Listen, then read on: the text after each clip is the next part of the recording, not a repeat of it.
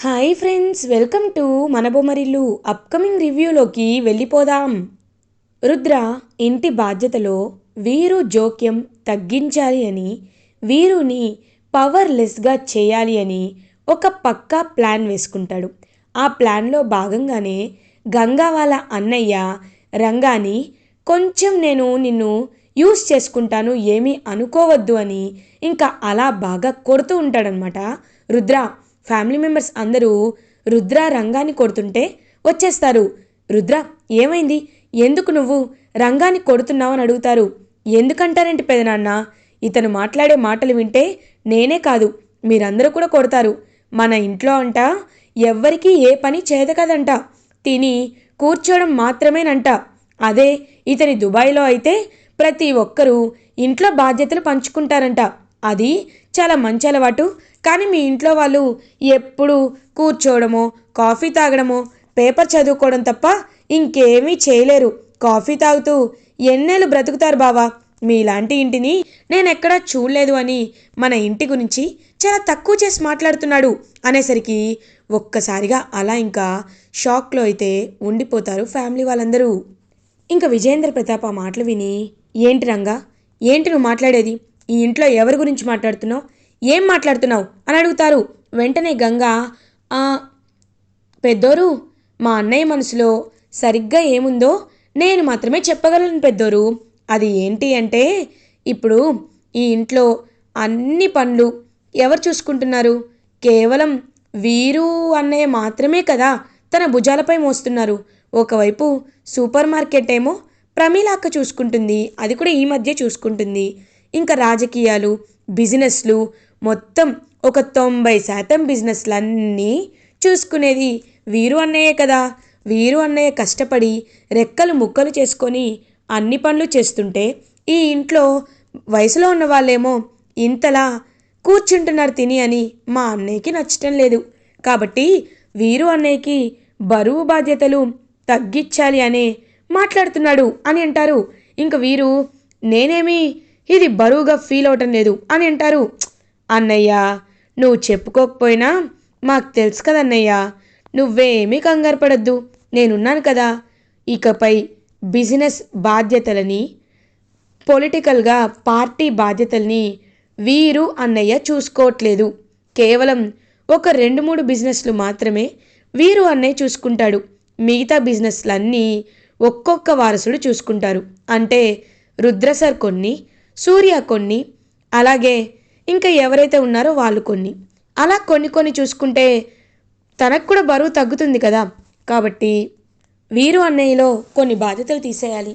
అలాగే పొలిటికల్గా ఇంకొక విషయాన్ని కూడా నేను చెప్పాలనుకుంటున్నాను.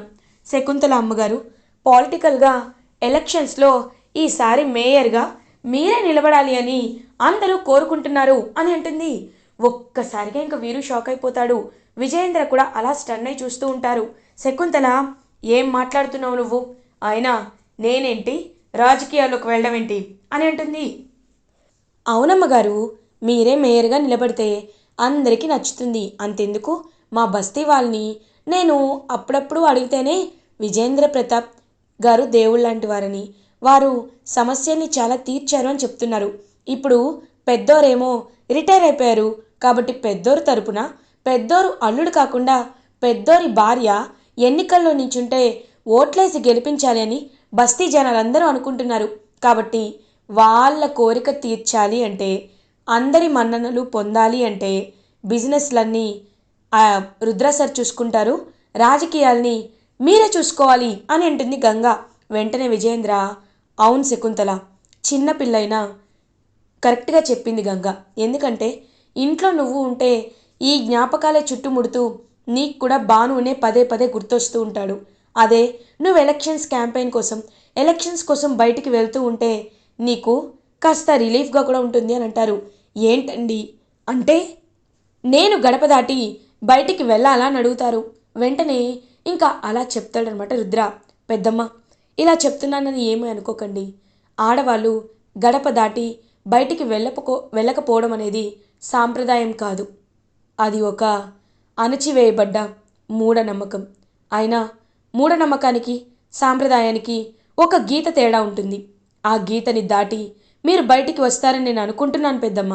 ఎందుకంటే ఒకప్పుడు ఆడవాళ్ళు చదువుకోలేదు కాబట్టి వాళ్ళ స్వతంత్రంగా వాళ్ళు గెలవలేరు, బయట సమాజంలో వాళ్ళు ఉండలేరు అని అప్పట్లో మగవాళ్ళు పనిచేస్తూ ఆడవాళ్ళని ఇంట్లోనే ఉంచేవాళ్ళు. అయినా ఆడవాళ్ళు వాళ్ళ ఇంట్లో కూడా డబ్బుల్ని మేనేజ్ చేయడం కానీ, ఏ ఖర్చులకి ఎంత కావాలి అని కానీ అప్పట్లోనే భార్యలుగా చూసుకునేవాళ్ళు. కానీ ఇప్పుడు మీరు ఇంత చదువుకున్నారు. మా పెదనాన్నకి మిమ్మల్ని పెళ్లి చేసుకున్న తర్వాతే ఇంకా బిజినెస్ ఐడియాస్ ఎక్కువయ్యి మా పెదనాన్న ఇంతలా ఎదిగారు. అలాంటి మీరు రాజకీయాల్లో అడుగు పెడితే తప్పేముంది పెద్దమ్మ. మీరు రావాలని అందరూ కోరుకుంటున్నారు కాబట్టి మీరే నిలబడండి పెద్దమ్మ అని అంటాడు రుద్ర. ఇంక వెంటనే అలా శకుంతల ఆలోచనలో పడుతుంది. నామినేషన్స్కి 2 రోజులు మాత్రమే సమయం ఉంది శకుంతల, నువ్వు ఆలోచించుకో, నీ ఇష్టమే ఫైనల్ అని చెప్పి విజయేంద్ర అక్కడి నుండి వెళ్ళిపోతారు. ఇంకా అలా వీరు ఛ ఏంటిది ఏంటిది బిజినెస్లో బిజినెస్లో ఒక్కొక్క కోటి కొట్టేసిన, అకౌంట్స్ని మ్యానిపులేట్ చేసిన నేను ఈ రాయల్గా బ్రతికేవాడిని. నాకు కావాల్సినవన్నీ ఇల్లీగల్ పనులకి ఆ డబ్బుల్ని వాడుకునేవాడిని. కానీ ఇప్పుడు బిజినెస్లన్నీ కట్ చేసి పడేసింది ఈ గంగ. ఇప్పుడేం చేయాలి, నాకు డబ్బులు ఎలా రావాలి అని ఆలోచిస్తాడు రుద్ర విషయంలో వీరు. అప్పుడే గంగ వీరు దగ్గరికి వచ్చి, ఏంటన్నయ్యా, ఏంటి ఆలోచిస్తున్నావు? ఓ, బిజినెస్లన్నీ రుద్ర సార్ చూసుకుంటారనా? నీకు కూడా రెస్ట్ కావాలి కదా. ప్రీతి ప్రీతి నీ గురించే ఎదురు చూస్తూ ఉంటుంది. నువ్వు తన పక్కన ఉంటే బాగుండు అనుకుంటుంది. నువ్వేమో బిజినెస్ పనులపై అలా బయట తిరుగుతూ ఉంటే ఏం బాగుంటుంది చెప్పు అని అంటారు. హేయ్, నాకు తెలియదు అనుకోవద్దు. నువ్వు ఇదంతా కావాలని చేసావని నాకు తెలుసు అని అంటారు. ఓ, తెలిసిపోయిందా? తెలిసిపోతే మరీ మంచిదన్నయ్యా. అవును, ఇదంతా నిన్ను దెబ్బ కొట్టాలని కావాలనే చేశాను. అయితే ఇప్పుడు నువ్వేం చేయగలవు? ఏం చేయలేవు కదా. నాకు కావాల్సింది కూడా అదే. చూడు, నువ్వు మా రుద్ర సార్ని చంపించాలనుకున్నావు. నీ గురించి నాకు తెలుసు. అందుకే నీపై ఇలా చేశాను. చూడు, ఒకటి గుర్తుపెట్టుకో, నువ్వు సార్ని ఏమీ చేయనంత వరకే నీ ఆటలు సాగుతాయి. ఒక్కసారి సార్ జోలికి వస్తే నువ్వంటే ఏంటో ఇప్పుడు చూపించానుగా, అలాగే ఉంటుంది. ఇంకా ఇంకా ఈ ఇంట్లోండి బయటికి వెళ్ళిపోయేలా చేసుకోవద్దు, అర్థమైందా అని చెప్పి ఇంకా అలా అక్కడి నుండి వెళ్ళిపోతుంది గంగా. ఛ, తెలిసిపోయింది, అంతా తెలిసిపోయింది. ఇదంతా నా వల్లే. ఇప్పుడు నాకు బిజినెస్ పోయింది, ఇటువైపు ఇంట్లో ఉన్న పేరు కూడా పోతుంది. రాజకీయంగా ఎదుగుదాం అనుకుంటే అది కూడా పోయింది. దీనంతటికీ కారణం ఇదిగో ఈ గంగా రుద్రానే. వీళ్ళని ఎలా అయినా పైకి పంపించాలి అని వీరు చాలా ఇరిటేటింగ్గా ఫీల్ అవుతాడు. కానీ అప్పుడే శకుంతలని చూస్తాడు. శకుంతల గుర్తొస్తుంది. ముందు ఎలక్షన్స్లో శకుంతల అత్తయ్య గారు పార్టిసిపేట్ చేయకుండా చూసుకోవాలి అని. ఆ అత్తయ్య గారు వాళ్ళందరి మాటలకి మీరెంత ఇబ్బంది పడుంటారో నేను అర్థం చేసుకోగలను. మీరు బలవంతంగా ఫీల్ అవ్వకండి. రాజకీయాల్లోకి వచ్చి మళ్ళీ అపోజిషన్ వాళ్ళు ఏదో కొన్ని మాటలు అంటూ ఉంటే అవన్నీ మీరు పడి ఇంటికొచ్చి బాధపడి మీకు రాజకీయాలు సెట్ అవ్వవు అత్తయ్య గారు. కాబట్టి మీరేమీ కంగారు పడకండి, నేను చూసుకుంటాను అనేలోపు ఆగు వీరు అని అంటుంది. వెంటనే ఆగిపోతారు. నేను కూడా నీలాగే అనుకున్నాను వీరు. కానీ నాకు తర్వాత అర్థమైన విషయం ఏంటి అంటే, ఏ అన్నిట్లో ఆడవాళ్ళు ఉంటున్నారు, రాజకీయాల్లో ఉంటే తప్పేంటి? ఒక రాయి తగిలితేనే కదా నెక్స్ట్ టైం ఎలా దెబ్బ తగలకుండా ఉండాలో తెలుసుకునేది. పర్లేదు, నేను రాజకీయాల్లో మేయర్గా ఎన్రోల్ అవ్వాలి అనుకుంటున్నాను, నామినేషన్ వేయాలి అనుకుంటున్నాను అని చెప్తే ఒక్కసారిగా షాక్ అయిపోతాడు వీరు. ఇదేంటి, ఈవిడికి ఎంత చెప్తే మారిపోతారేమో అనుకున్నాను, కానీ ఇలా చెప్తున్నారు. ఛీ, ఇదంతా కరెక్ట్ కాదు. ఏం చేయాలి, ఏం చేయాలి నేను అని ఆలోచించుకుంటూ ఉంటాడనమాట. అలా వీరు. ఇది ఇలా ఉండగా నెక్స్ట్ డే మార్నింగ్ అవుతుంది. నామినేషన్ వేయడానికి వీరుతో పాటు అందరూ బయలుదేరుతారు. ఇంకా బయలుదేరి వెళ్తూ ఉంటే అలా కరెక్ట్గా ఫ్యామిలీ మెంబర్స్ అందరూ కలిసి నామినేషన్ని దగ్గరుండి వేయిస్తూ ఉంటారు శకుంతలకి. శకుంతల హ్యాపీగా నామినేషన్ వేసేసరికి శకుంతల అమ్మకి జై, శకుంతల అమ్మకి జై అని చెప్పి అందరూ శకుంతలకి హ్యాపీగా జై కొడుతూ ఉంటారు. అదంతా చూస్తూ ఇంకా ఎంతో అంటే ఎంతో హ్యాపీగా ఫీల్ అవుతారు శకుంతల. ఇంకా బస్తీ నుండి లక్ష్మీ పైడిరాజు కూడా వస్తారు. వచ్చి నిజంగా మాకు చాలా అంటే చాలా హ్యాపీగా ఉందమ్మా, మీకే ప్రతి ఒక్కరూ ఓటు వేస్తారమ్మా అని చెప్పి ఇంకా అలా ఎంతో అంటే ఎంతో హ్యాపీగా చెప్తూ ఉంటే వీరు మాత్రం ఇప్పుడే అత్తయ్య గారి ప్రాణాలకి నేను వెసరు పెడతాను కదా, ఎందుకంటే ఆవిడ ప్రాణాలతో ఉండకూడదు, ఆవిడపై అందరూ బురద జల్లాలి. ఇప్పుడు ఆవిడకి ఒక అటాక్ జరుగుతుంది, ఆ అటాక్ జరగడం వల్ల ఆవిడ రాజకీయాలకి దూరంగా ఉంటుంది. ఇంకా అలా తనైతే మొత్తం క్యాంపెయిన్కి వెళ్తూ ఉంటే ఒక పెద్ద రౌడీలని సెట్ చేపిస్తాడనమాట వీరు. సెట్ చేపించి కరెక్ట్గా ఆ రౌడీలని శకుంతల దగ్గరికి పంపిస్తూ ఉంటే ఒక్క చెయ్యి వచ్చి అడ్డుకుంటుంది. ఆ చెయ్యి ఎవరిదో కాదు, రుద్రాదన్నమాట. ఇంకా రుద్ర ఆ వచ్చిన రౌడీలందరినీ బాగా కొట్టి అసలు వాళ్ళు ఎక్కడ కనపడనివ్వకుండా చేసి కొట్టి కొట్టి అందరినీ పక్కన పడేస్తూ ఉంటాడు రుద్ర.